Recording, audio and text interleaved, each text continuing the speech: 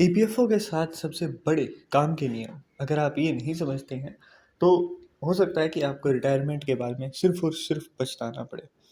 तो एक एक चीज़ आज हम लोग जानने वाले हैं। जब महीने की आखिरी तारीख को आपकी सैलरी स्लिप आती है ना, तो पीएफ वाले कॉलम में एक कटी हुई राशि भी आपको दिखाई देती है। और इसको लगता भी होगा कि बहुत पैसे कट रहे हैं, लेकिन असल में यही वो चीज़ है जो कि आपको रिटायरमेंट के बाद असली फंड देने का काम करता है।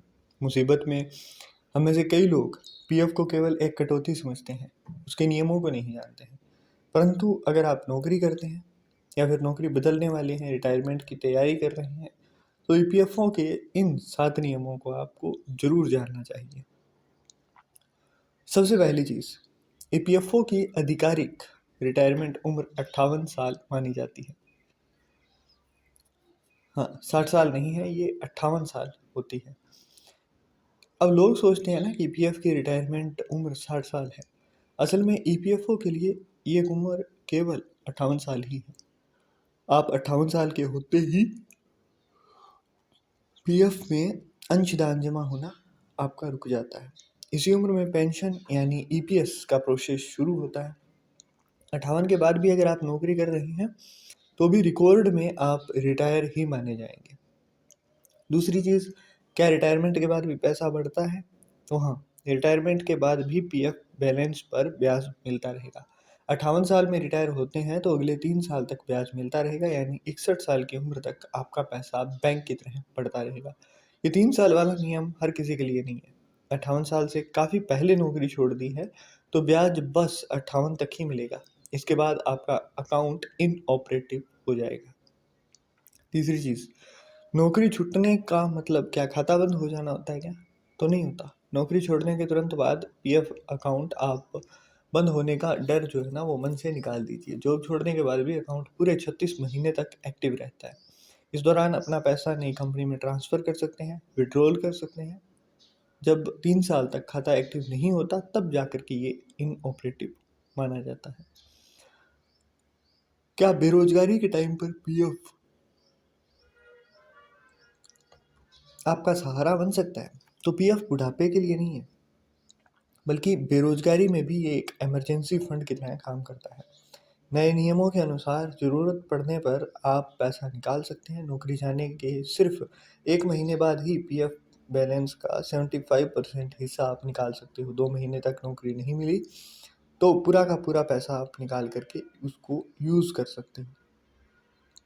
अब इसके लिए 7 बड़ी चीज़ें पीएफ से जुड़ी हुई, कि एक तो सबसे बड़ी चीज़ जो होती है वो होती है आपको 7 लाख रुपए तक का फ्री बीमा मिलता है। पीएफ कटने वालों को ईडीएलआई स्कीम के तहत 7 लाख तक का लाइफ इंश्योरेंस मुफ्त मिलेगा।